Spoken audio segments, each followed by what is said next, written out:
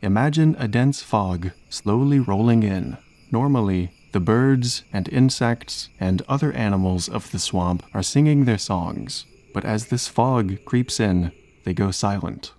You start to see a figure emerge through the mist. It's about 8 or 9 feet tall and covered in matted fur. You look up to its head to meet the creature's gaze, but all you see is a deer skull with empty eye sockets. It opens its jaws, and a hollow roar fills the air.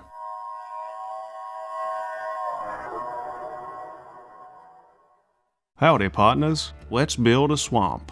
I think the easiest way to do this is to break it up into segments, but there will be some overlap with certain things because a lot of it is tied together. Let's start with the general vibe, background, themes, and what I'm going for. So obviously, since it's D&D, this is going to be a fantasy setting, but I really like the idea of blending that with a touch of real-life swamp cultures like parts of Cajun or Creole from the southern parts of America in the 1700s and 1800s, though that's only going to be on the surface level and not a direct analog. So the main focal point for this region is going to be a town called Skitter. A little bigger than a village, but not quite city-sized. The town is split in two by a river and has a rickety wooden bridge so people can go to either side. And yes, having a moving body of water like a river technically makes this a bayou since swamps have standing water, so we'll say the bayou runs through this region with the river, and the surrounding areas are standing water swamps and marshlands. Now, here's a question. Why settle in a swamp in the first place? They're very dangerous and full of diseases and hostile wildlife, not to mention the rough landscape and terrain that are difficult to navigate. Well, there are a few reasons, actually. Swamps have a lot of resources. Tons of lumber, a wide variety of birds and fish species, reptiles and mammals that are almost exclusive to those types of environments. Plus, since it's fantasy, we can introduce things like alchemical ingredients for potions and magic and other kinds of fantasy stuff. And then, since we have a river with this, it could also be an essential trade route. There is definitely a living to be made there if one can manage. But not everyone chooses to live in a swamp just for fun or profit. Some people go there because they have nowhere else to go. In the past, in America, escaped slaves and Native Americans would sometimes take refuge in swamps to hide from their former masters or encroaching colonization. Because of the danger and rough landscape, it made for an ideal escape because who would want to pursue them into terrain like that? From there, communities and settlements would sometimes form, often called maroon communities. To me, that's a pretty compelling reason to live in a swamp, so I think the people who originally settled in Skitter did so out of necessity. Maybe they were fleeing from some kind of disaster, whether it's natural, magical, or societal in nature. I'm not going to dive too deep into that specific part of the setting because I want people to be able to lift this for their own game, but for the sake of cohesion, let's say the founders of Skitter were fleeing from some kind of invading force that destroyed their original home. I don't want Skitter to be some ancient settlement that's been around forever, so let's make it no more than 50 or 60 years old. And I also like the idea of the population being primarily humans. You can change that to whatever other species you want though. It's not super vital. Anyways, after some time building their new home, I think these people would realize that they're sitting on a potentially fantastic trade route. So I imagine that they would coordinate trade with other settlements up or downstream. Now, given the dangerous nature of swamps, I want the setting to be kind of odd but jovial on the surface and sinister underneath. There's a lot of bad stuff that goes on in the swamp, so I think many people would have a "that's life" kind of attitude towards things. So, since this can be such a tough place to live, I think the people of Skitter would be very superstitious. They'll do anything for good luck, or at least do anything to ward off any bad luck. I'll put some examples up on the screen. You can use them if you want, or just make up your own. Another aspect of the tough living situation is that I think these people would take any excuse to party and celebrate life while they have it. Lots of drinking, partying, dancing, festivities, and holidays for a bunch of different occasions. Again, I'll put some examples up on the screen, but feel free to make up your own if you want to. For the day-to-day life, I think that would be mostly similar to other fantasy towns. People would be farming on the dry patches of land that they have access to, but I think they could also grow some water-based crops like rice. I don't think there would be large livestock like cattle or horses, since there probably isn't much grazing land in a swamp. But I really like the idea of having a few sheep farms in Skitter, for reasons which I will get into later. There is plenty of hunting and gathering with all of the different types of birds, mammals, fishing, and crawfish trapping, but I think one of the more notable animals to be hunted would be the alligator. Alligator hunting would be a major boon for Skitter for a few reasons. They have skins that can be turned into things like belts and boots, they have meat, and they're plentiful. Though, since they're a predator, alligator hunting is going to be pretty dangerous, so only the more skilled hunters will go for them. Speaking of alligator hunts, and continuing with that theme of danger being ever present in the swamp, I like the idea of there being some kind of militia. Most of them would be part-time volunteers whenever they have free time away from their normal jobs, but there are some who are full-time and dedicate their lives to this service. Most of the time, they patrol around town, keeping an eye out for any animals, mostly alligators, who would try to snatch some livestock or even a person. Sometimes they might settle or break up any disputes among the townsfolk, and they might even have to ward off bandits from time to time. But sometimes the militia has to watch out for something much more nefarious. I'll talk about that later on. When I was thinking of this militia, I kept getting this image in my head. A lone watchman patrolling the swamp on a foggy night with his lantern. Maybe there's nothing out there in the dark. Or maybe there's something in the shadows. Either way, he's going to do whatever it takes to protect his home. That image of the lantern in the dark really sticks with me, so I think I'm going to base the militia on that. Let's call them the Light Keepers.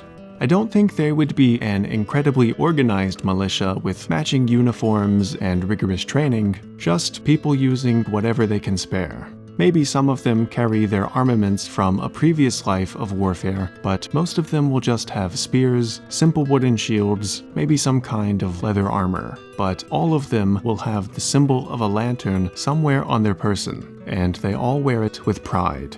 Although I think some of the more jaded townsfolk might refer to them as wicks or wickies, since the name Light Keepers makes them sound like they operate a lighthouse. Since Skitter is on an established trade route, there would be some amount of traffic that flows through. Although it is a town in the middle of a bayou, so they probably don't get as many visitors compared to other towns in more welcoming climates. They'll probably have a few different inns and pubs and taverns for the people passing through, but I think most of the businesses will cater more to the needs of Skitter than outsiders. The town will have the usual businesses that you would associate with a fantasy town. Butchers, blacksmiths, hunters, tanners, all that kind of stuff. But one of Skitter's main points of commerce is logging. The swamp has a lot of trees, so that's probably one of their main exports. However, I don't want that aspect of the setting to be like, "Grr, human deforestation bad." As a trope, it's a fine and relevant idea, but for this, I want it to be more of a gray area. They're definitely doing a lot of logging and chopping, but Skitter doesn't have a massive population, so it's not like they're cutting down huge swaths of trees. Lumber is probably their largest export, and they need some of that swamp lumber for their own survival since it's more resistant to rot. With that being said though, it is starting to do enough damage to affect the habitat and drive certain creatures away towards other means of survival. I'll have a little more info about the logging in the characters section. Speaking of the building materials, let's cover the buildings themselves. So if you take a look around a swamp, especially the ones in the southern United States, there aren't a ton of rocks or mountains to get stone from. The vast majority of buildings in Skitter will be constructed from wood, thatch, and maybe some clay or mud bricks. Any significant amount of stone would have to be imported, so I imagine they would instead build with wood since it's much less expensive and much more abundant. In the real world, one of the more well-known bits of swamp folklore is the will-o'-the-wisp, little dancing, ghostly lights that appear in swamps, bogs, or marshes. In most folklore or legends, they're usually some kind of ghost or spirit or even fairy. Depending on where they're seen, some cultures depict them as being angry spirits, while others may depict them as guides for lost travelers. Their sightings go back as far as the 1300s, and they've been seen across many parts of the world.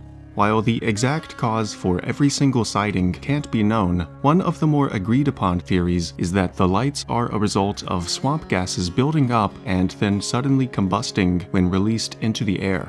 I really like the idea of both ghostly swamp spirits and swamp gases building up and igniting, so I'm going to combine that with another real-world event that's been in the back of my mind for a while. In 1986, a tragedy occurred in Cameroon when a freak natural disaster killed over 1,700 people and 3,500 cattle. Their deaths were caused by a massive cloud of carbon dioxide erupting from the nearby Lake Nyos and spreading to the nearby villages within 16 miles of the lake.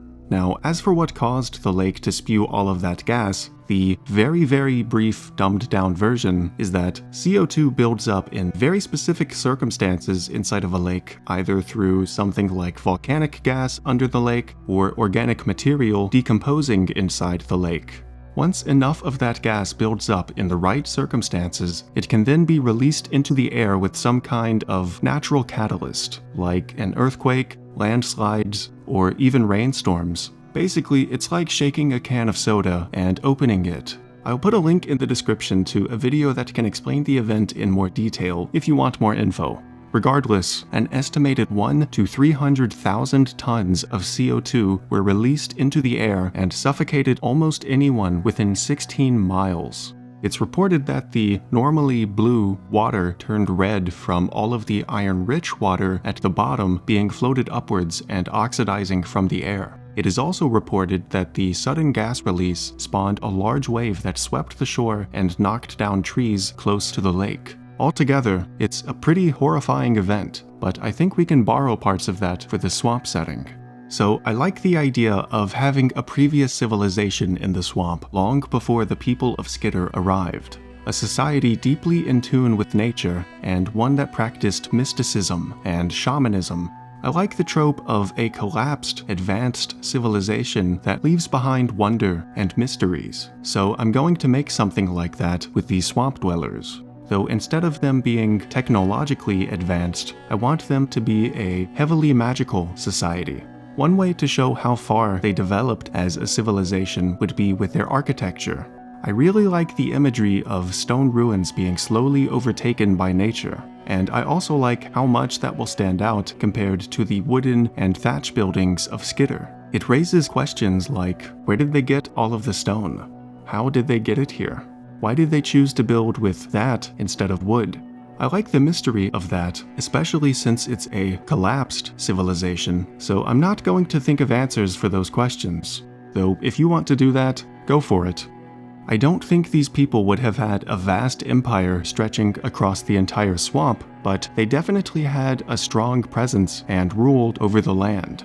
I'm a big fan of orcs, so I'm going to make this a society of orcs. I imagine that their primary city and territory would be beside a lake since we're going to model their doom after the Lake Nyos disaster. We'll call their city Kronar, and the lake can be called Lake Krona.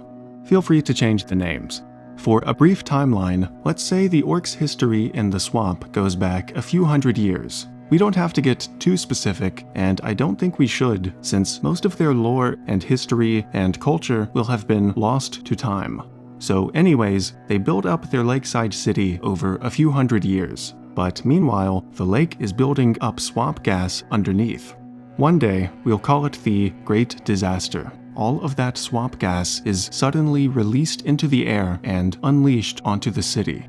That gas cloud will move pretty quickly since it's almost like an explosion as it erupts from the water, and CO2 will suffocate you within minutes. So I imagine that the orcs in the city and nearby villages, and also any animals, would have been wiped out in under 20 minutes as the cloud spread through the swamp before dissipating.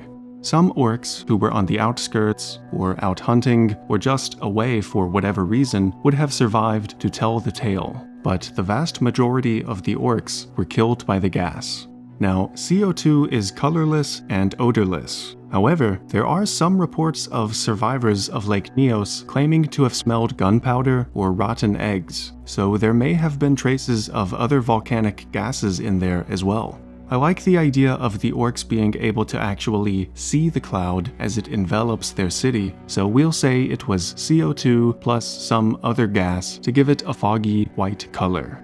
The surviving orcs would want to stay far away from the city, since they were unsure if the cataclysm could happen again, so they scattered to the other parts of the swamp, forming new villages and small settlements, but as a shadow of their former civilization. Some orcs might try to venture back into the city, only to find strange, dancing wisps of light floating through the ruins, and that's where the will-o'-the-wisps come into play. The descendants of the orc survivors believe that the spectral wisps are the spirits of their ancestors eternally bound to the site of their doom, attempting to protect and preserve their home as it is now their grave. So from there, I think most of the orcs would try to live a much more humble lifestyle. No large cities, just small, communal villages. They fear building a civilization so great that it challenges the swamp, so now they only seek to live in harmony with it, rather than creating monuments to their ambition. I don't want this to have happened too far in the past so that the ruins are completely devoured by the swamp, so let's say this great disaster happened a few generations before the people of Skitter arrived in the swamp. Maybe 120 to 130 years ago. They wouldn't be hostile to each other since both groups are trying to live peacefully after escaping a terrible fate, but there might still be some tension and unease between them. The orcs have their way of life, and the humans of Skitter have their own. Though, at the end of the day, the swamp is still home to both groups, and neither wants to escalate beyond some disagreements, so they tolerate each other. The orcs keep to their villages or isolated huts out in the wilderness, and the people of Skitter stay mostly within the town limits. There's probably some amount of trade between them, and I even like the idea of a few orcs living on the outskirts of Skitter. One somewhat tense interaction that I have an idea for is that the people of Skitter would hear tales about the ruins of Kronar, and the magical and mystical wonders that still remain inside the city. Scavengers and treasure hunters will occasionally venture into those ruins to try to find magical artifacts and relics. The orcs don't like the idea of outsiders poking around in their ancestral ruins, but at the same time, the orcs view those ruins as cursed and taboo, and want nothing to do with them. Some scavengers return with a decent haul of treasure, but many are lost to those ruins and are never seen again. Sometimes it's the wisps protecting their grave, but sometimes it's something else, something much more sinister lurking in the depths of the swamp. You know the Wendigo? Big creepy monster with a deer or moose skull? Yeah, turns out that depiction isn't really accurate to the original folklore from the indigenous peoples of North America. Now, I'm not an expert on the subject, so I'll just be very brief with this. The original Wendigo is usually depicted as some kind of big zombie-like human with a heart of ice and eats people. The modern version, with the antlers and fur and animal skull, is a recent, shall we say, repurposing within the last 20 to 30 years, most notably kicked off with the 2001 movie Wendigo. The original depiction is very cool, but I also really like the version with the animal skull in terms of appearance, so I'm going to use that for a monster in this setting and give it a new name. Though for all intents and purposes, this is basically just a modern Wendigo. Anyways, imagine a dense fog slowly rolling in. Normally, The birds and insects and other animals of the swamp are singing their songs, but as this fog creeps in, they go silent. You start to see a figure emerge through the mist. It's about 8 or 9 feet tall and covered in matted fur. You look up to its head to meet the creature's gaze, but all you see is a deer skull with empty eye sockets. It opens its jaws, and a hollow roar fills the air. And that's the kind of vibe we're going for with this creature, the Gollywampus. Now, I know what you might be thinking. Gollywampus? Really? That's a stupid name. And, well, that's the point.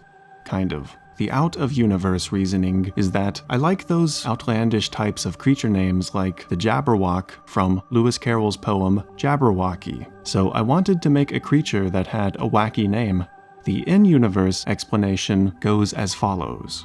The creature has been stalking the swamps even as far back as the time of Kronar, though it usually stayed in the more isolated parts of the swamp away from the city. It hunts anything it can eat, and can mimic the cries of any creature it devours. The most notable aspect of this monstrosity is the thick fog that follows it around when it hunts. This fog cloud can stretch upwards of 100 feet away from it, and acts as a way to confuse and obscure the vision of anything caught inside. Since the creature will eat anything from rodents to people with vicious malevolence, the orcs created a word for it, Gallowayam, meaning evil or malevolent swamp spirit in Orcish. They call it evil because it will seemingly hunt for sport sometimes, killing and leaving behind a corpse, though it does need to eat, so it doesn't always leave the body.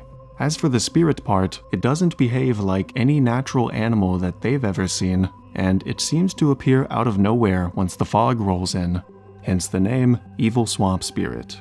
Usually, and this applies even in the present times of the setting, no one who sees the Gallowayam survives, but I like the idea of, after the Great Disaster, a small hunting party of orcs are out in the far reaches of the swamp when that notorious fog begins to roll in. Most of them get separated and picked off one by one. A single orc survives, but he is mortally wounded by the monster before he can escape. He makes it back to his village, and in his dying moments, he draws a crude depiction of what he saw. From there, the legend gets passed down and around through the generations, and while I, as the creator of this setting, know that the fog from the monster and the swamp gas from the lake are just a visual coincidence, I really like the idea of the orcs thinking they're linked somehow. The orcs believe that this creature is trying to hunt them down and keep them from rebuilding their once great city. Cut to the modern day after the orc and human cultures begin to mingle. An orc could warn some humans about the Gallowayam, and then those humans could spread the legend to some of the other humans in Skitter. Though these humans probably don't speak Orcish very well, so I can imagine 2 people from Skitter saying something like, "Last night I think I saw that old whatchamacallit, that Gollywampus." And from there, the Gallowayam has a new name.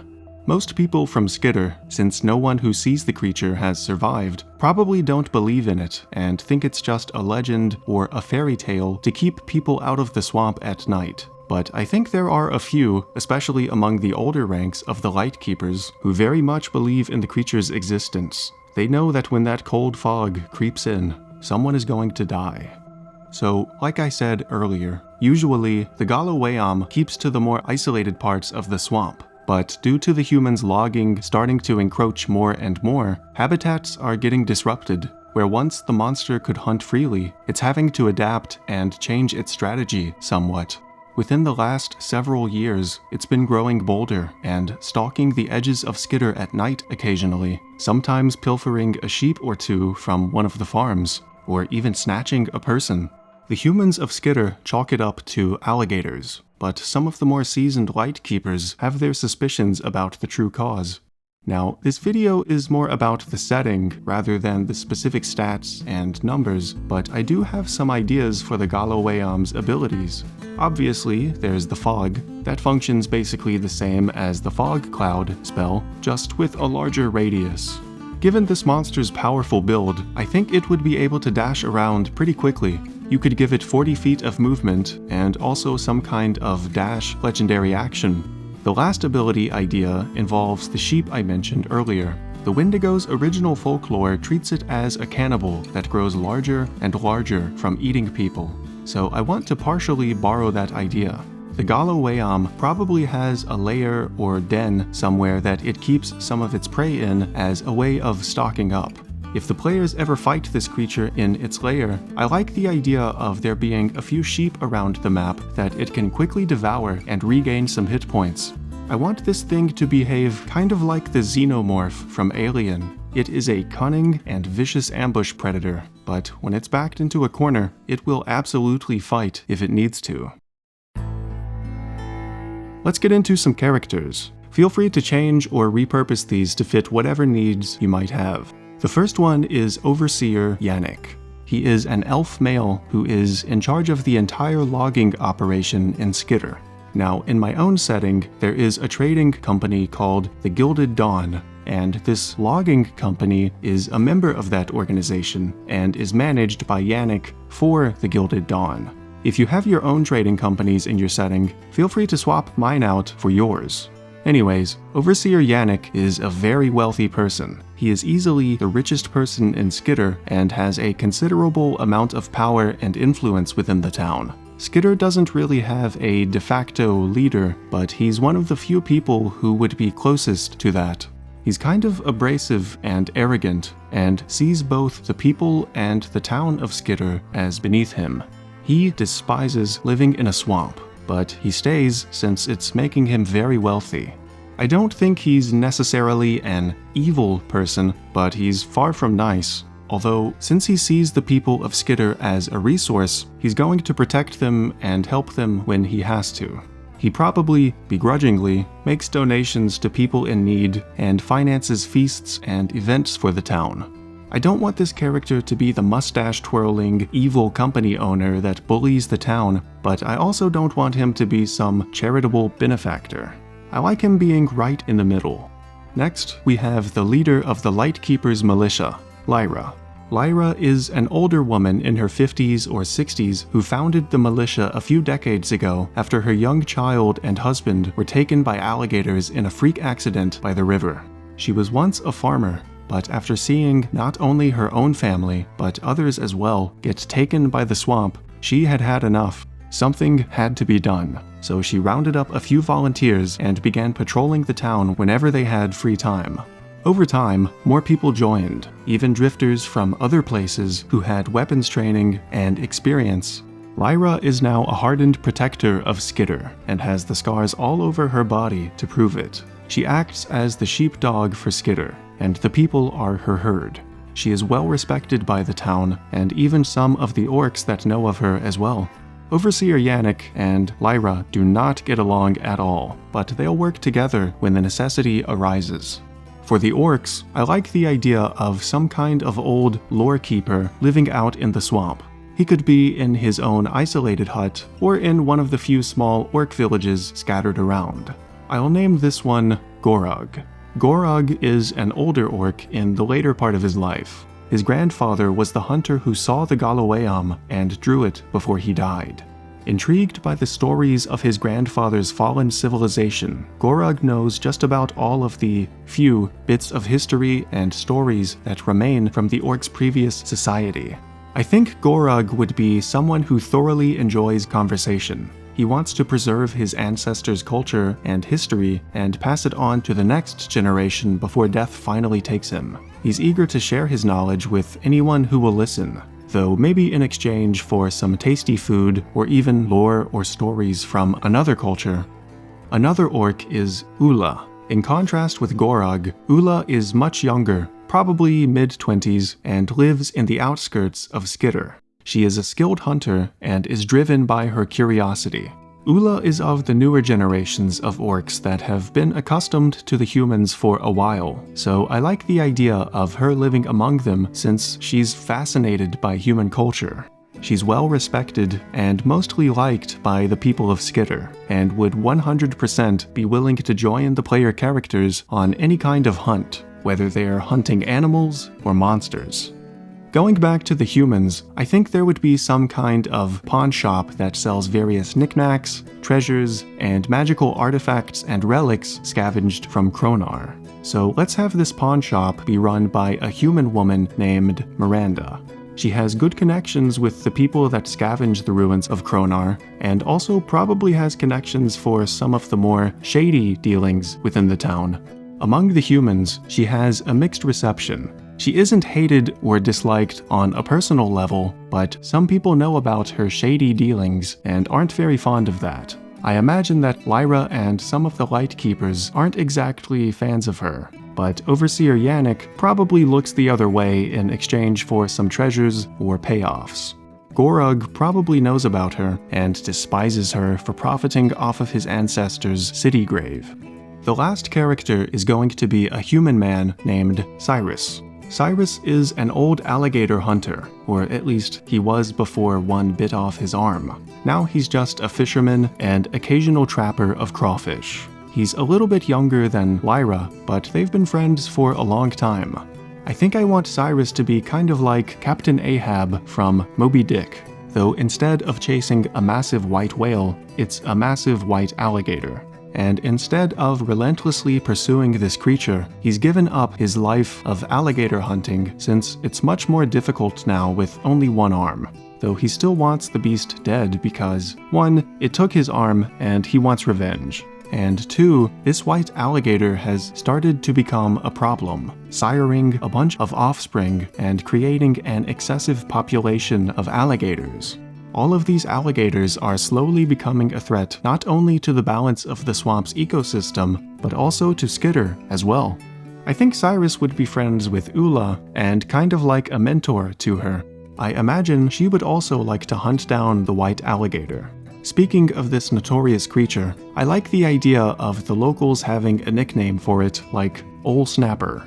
It probably lives in one of the many ponds or lakes in the area, and if your players ever fight it, you could probably beef up the giant crocodile stat block with some legendary or layer actions. Alright, that's all I've got for the swamp setting. Again, I want this place to seem kind of odd or quirky, but also jovial and welcoming. But much like the swamp itself, there are sinister things lurking beneath the surface, ready to attack and exploit any vulnerabilities. This is a place of serious danger, but from that danger, communities and bonds are formed. If you use any part of this setting, I'd love to hear how it goes, or any changes you would make. Thanks for watching.